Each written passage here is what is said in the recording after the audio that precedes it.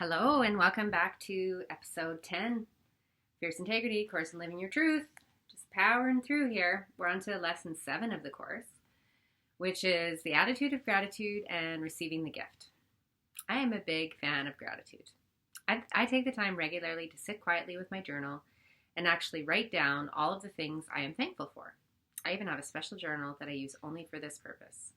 I don't have that special journal anymore. I'm a dot journaler, which means everything in one journal and it all goes in there. But I still have a gratitude practice where I write stuff down. Awesome. In May of 2012, I had the privilege and pleasure of hearing Louise Hay and Cheryl Richardson speak at the I Can Do It conference in Vancouver, BC. I already talked about this experience of watching Louise do the mirror work in a previous episode. I was inspired to take my gratitude practice even further by cultivating a sense of gratitude on more of a daily basis. Waking up each morning and thanking my bed for wrapping me up and holding me through an amazing, refreshing sleep. Thanking my closet for holding all of my beautiful clothes and accessories. Thanking my shower for its ability to make me feel refreshed, clean, and renewed. This daily practice has profoundly changed my life for the better. I encourage you to try to bring more gratitude into your life on a consistent basis. I recently had a coaching session with a client, and we talked about how to avoid feeling disappointed when something doesn't go the way you'd hoped or expected. I'm sure that most people can relate to this feeling on some level. After all, since when has everything in the world gone according to plan? I would argue, though, wouldn't life be totally and utterly boring if it did? For example, have you ever had the experience of being pleasantly surprised? Or how about wanting something to happen, having it not happen, and then looking back 6 months from then and saying, oh, thank goodness that didn't happen? Sometimes something that we perceive as bad might actually have the power to bring something good into your life.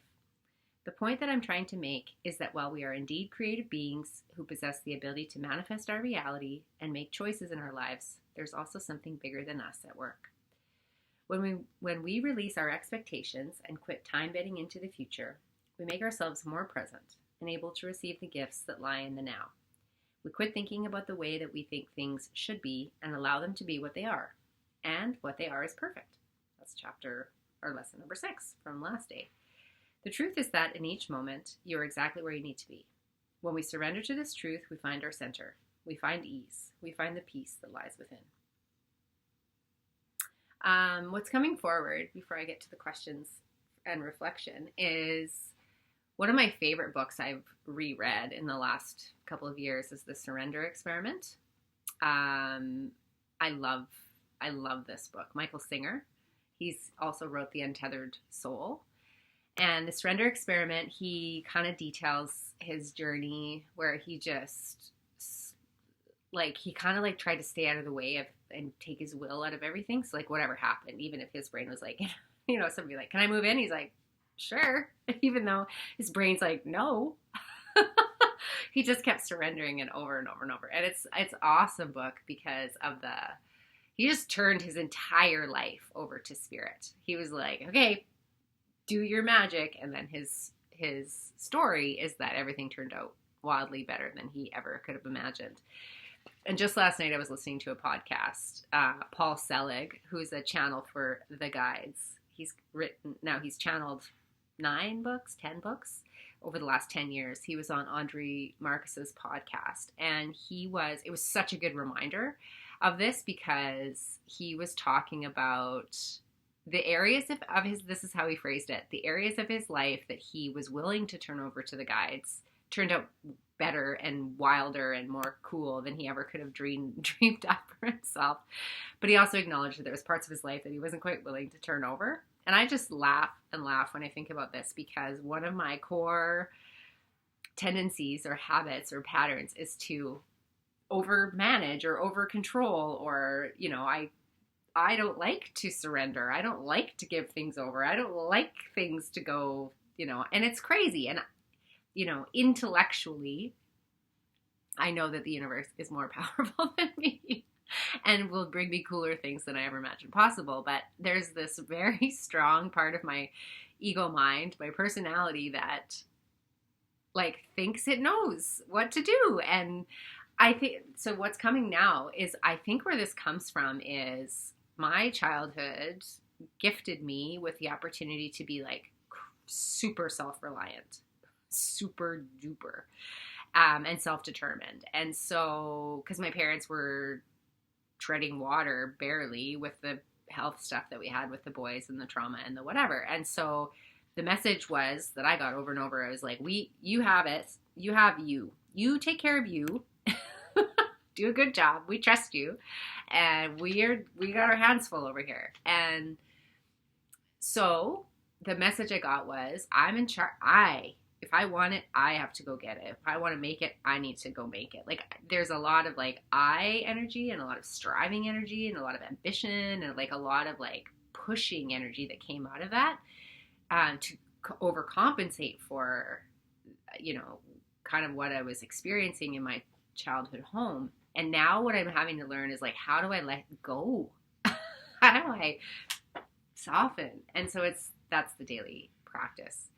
And gratitude, I'll admit to you, when I first started practicing gratitude, I sucked at it. Like, I sucked at it because I was still kind of wrapped up in poor me, like wrapped up in victim consciousness. And it was truly the like awareness that it's not best to take all of the things for granted. So my gratitude practice often isn't about the big things. Though that happens naturally. You naturally feel grateful for the big things in your life when they arise or when they show up. The people and the big experiences. It's the small things, and I talk about it in here, that I needed the mundanity, the day-to-day things that we overlook. Like, oh, I turn on the tap and water comes out and it's clean and drinkable. Like, that's a huge deal. It's huge. It's a huge deal.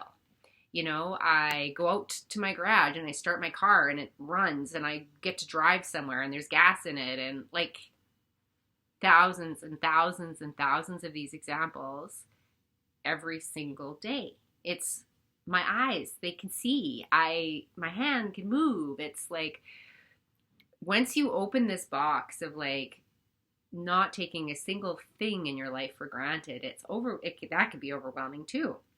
And so cultivating this like this true sense of like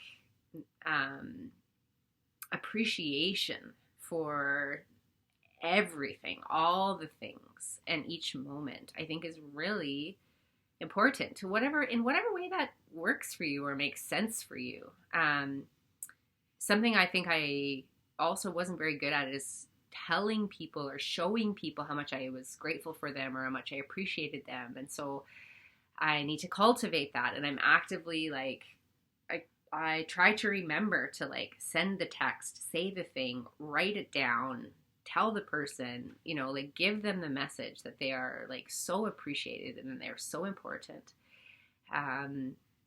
That's something I'm definitely also like actively cultivating or trying to work on. And I think that's it for this first integrity of thought part. As we move into the next episode, the next part of the course, we're going to get into the integrity of our words. And I had kind of talked to you earlier about a lot of that is about lying and looking at lying and kind of really just examining our speech for its accuracy and its integrity. So that is going to be the next part of the course that we dive into. I encourage you to connect with me, give me a comment, subscribe, do all the things to support me in this work and getting this message out to anybody that would benefit from it. So please share and like and do all the things on whatever platform you're watching this. Because one of my intentions is to, bring this work more into the world. Awesome. Have a wonderful day.